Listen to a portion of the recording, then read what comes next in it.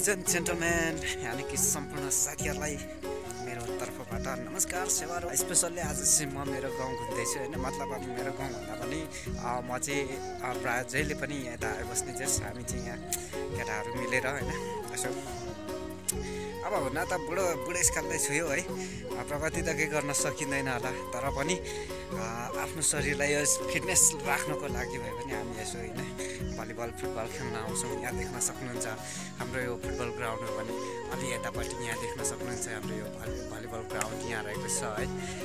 Specially म चाहिँ football चाहिँ खेल्दिनँ, तर म भलिबल चाहिँ खेल्दैछु बेला बेला यसो होइन, शरीरलाई तन्काउनु पऱ्यो नि त।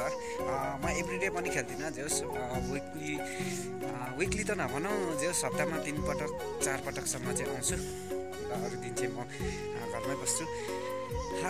स्पेसल म तपाईँहरूलाई एकदम स्पेसल चाहिँ यो हाम्रो गाउँको चाहिँ विशेषता के देखाउन चाहन्छु भने यहाँ पछाडि देख्न सक्नुहुन्छ, यहाँ पछाडि देखिराख्नु भएको मन्दिर हो कालिका देवी मन्दिर यानि कि कालिका भगवती मन्दिर र यहाँ चाहिँ हाम्रो माघ 1 गते पूजा हुने गर्दछ है।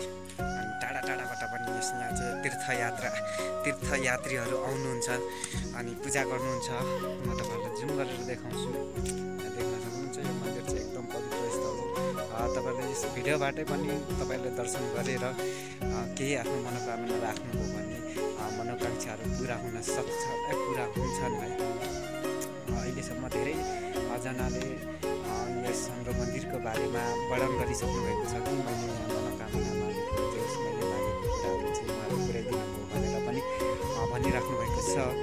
कुनै दिन तपाईँहरू पनि टाइम मिल्यो भने यहाँ चाहिँ आउन सक्नुहुन्छ र मजाले पूजा गर्नु होला, आफ्नो मनोकाङ्क्षा लिनु होला है। ठिकै छ, योभन्दा पछाडि म अझ थप अन्य कुराहरूको जानकारी पनि गराउँदैछु। अहिलेले चाहिँ यति नै, हस्त नमस्कार, अर्को भिडियोमा फेरि भेटौँला, बाई बाई।